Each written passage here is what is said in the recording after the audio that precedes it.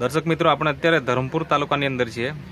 ત્યાં આગળ એક બેનને ઘણી બધી તકલીફ હતી. તો શું તકલીફ હતી એ એમના મારફતે જ આપણે જાણીએ. તો તમારું નામ શું?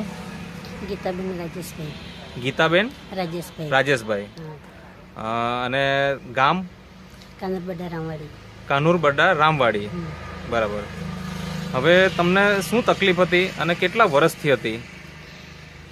એ શરીર દુખાવો હતો. હા. ને હાફ આવતો હતો. હાફ આવતો હતો અને શરીરનો દુખાવો રહેતો. તો એ કેટલા વર્ષ દરમિયાન, મતલબ આ તકલીફ કેટલા વર્ષ થઈ ગયા તમને? 4 વર્ષ જેવા. 3 થી 4 વર્ષ થઈ ગયા. તો એ દરમિયાન તમે કોઈ સારવાર કરાવી કે નહીં? હા, કરાવેલી. આમ તેમ. તો ક્યાં ક્યાં કરાવેલી? તમને કંઈક યાદ હોય તો? આ ધરમપુરમાં પણ કરાવેલા, ચીખલી પણ કરાવેલું. બરાબર. આમ તેમ નાના દવાખાનામાં પણ કરાવેલું. એટલે મોટી હોસ્પિટલ થી લઈને નાના દવાખાના બધી જ જગ્યાએ તમે સારવાર કરાવેલી, પણ એમનાથી તમને કઈ રાહત થઈ નહીં. બરાબર.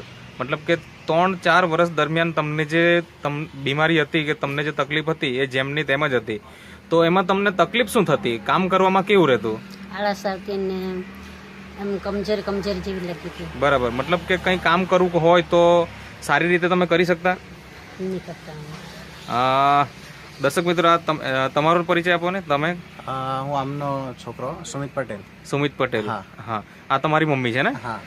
તો એક્ઝેક્ટ એમને શું તકલીફ થતી હતી કામકાજ કરવામાં? નોર્મલી જે ભાઈ હાઉસવાઈફ હોય એમને રૂટીન જે કામ હોય કે ભાઈ ઘર કામ છે, આ છે, તે છે, તો એની અંદર એ લોકો થાકી જતા, મમ્મી થાકી જતા. બરાબર. વધારે પડતું જે યુઝ્યુઅલી નહીં થવું જોઈએ કે ભાઈ ઘર કામ કરતી વખતે એટલામાં બહુ વધારે મતલબ સ્ટેમિનાની જરૂર નહીં પડતી હોય, પણ એમ રસોડું બનાવવા કે ભાઈ આ ઘરની આમ તેમ જવામાં બી થાક લાગતો. ઘરનું કોઈ પણ કામકાજ કરવું હોય તો મતલબ જે સારી રીતે થવું જોઈએ આરામથી એવી નહોતું થતું, અને મતલબ એમાં તકલીફ વધારે થતી. 1 થી 2 દિવસની અંદર એમણે મેડિકલથી ટેબ્લેટ લાવીને પીવી પડતી હતી. બરાબર. બીજું ચાલવામાં શું તકલીફ થતી? કઈ ચાલવા મતલબ મેક્સિમમ 100-200 મીટર જેવું ચાલે. બરાબર. ત્યાર પછી હાફ સ્ટડી આવતી એટલે બેસવું પડે. બરાબર. એટલે કે 100-200 મીટર ચાલે એટલે એમણે બેસવું જ પડે. અને હાફ ચડી જતો હતો. બરાબર. આ હાફ ચડવાની જે તકલીફ છે કેટલા વર્ષથી, એટલે કેટલા સમયથી?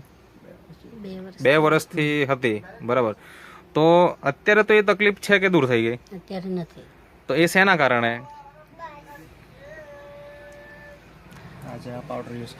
આ જે તમારા હાથમાં પાવડર છે, નામ છે એમનું નેચરામોર. આ પાવડર તમે વાપર્યો. બરાબર. કેટલા જાર વાપર્યા? કેટલા ડબ્બા પૂરા કર્યા તમે? 2 ડબ્બા પૂરા થઈ ગયા. આ દર્શક મિત્રો, આપણે જોઈ શકીએ છીએ નેચરામોર એ કોઈ મેડિસિન નથી, એક ન્યુટ્રિશનલ ફૂડ સપ્લિમેન્ટ છે, જે એક બહેનો માટેનો એક ખોરાક કહેવાય. તો આ 2 ડબ્બા તમે વાપર્યા તો તમને કેટલા દિવસની અંદર આ ફરક દેખાવાની શરૂઆત થઈ ગઈ? 15-20 દિવસમાં. 15-20 દિવસની અંદર તમને રાહત થવાની ચાલુ થઈ ગઈ. અત્યાર સુધીમાં તમે કેટલા ડબ્બા પૂરા કર્યા? અત્યારે તો 2 પૂરા કર્યા છે. બરાબર.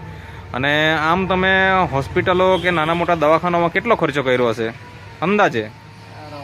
હશે 8-10-15 હજાર સુધી મે બી હશે, કેમ કે એક વિઝિટ કરતા હોય તો મે બી સોનોગ્રાફી કેમ તેમ કરાવે. બરાબર. 200-3 હજાર રૂપિયા તેમ બી થઈ જતા હોય. બરાબર. મે બી ઢગલા બંધ કર્યા હોય તો બરાબર 15-20 હજાર. બરાબર. 15-20 હજાર રૂપિયાનો ઓલરેડી તમે ખર્ચો કરાવી નાખેલો હતો, અને એની સામે કોઈ પરિણામ નહોતું. અત્યારે 3 ડબ્બા પૂરા કરીને આપણે જોઈ શકીએ કે અત્યારે તમારે કોઈ ઘરનું કામકાજ કરવામાં, ચાલવામાં કોઈ તકલીફ ખરી નથી. આ કેટલા માસથી તમે આ વ્યવસ્થિત રીતે કામ કરી શકો છો? આ 2 માસ થયા, ત્રીજો માસ બેસતા તે સારું કામ કરું. બરાબર. તો સુમિતભાઈ કેમ? હા. તો તમારે બીજાને શું એડવાઇસ આપવી છે? ના, એકચ્યુઅલી આ મળ્યું કોના મારફતે આ પ્રોડક્ટ? એની અંદર તો જે યુઝ કરતું હોય, મે બી આ કીર્તિભાઈ અમે કોલેજ ફ્રેન્ડ જ છે. ઓકે. આ કીર્તિભાઈ તમારા કોલેજ ફ્રેન્ડ છે, એમના મારફતે આ પ્રોડક્ટ મળી. એક દિવસે કોલ આવ્યો, હું બી ઓફિસે હતો, એમનો કોલ આવ્યો કે ભાઈ શું છે શું નહીં. આણે એક મતલબ પ્રોડક્ટની નોલેજ આવી કે ભાઈ આ રીતનું છે, યુઝ કરો તો બેનિફિટ છે.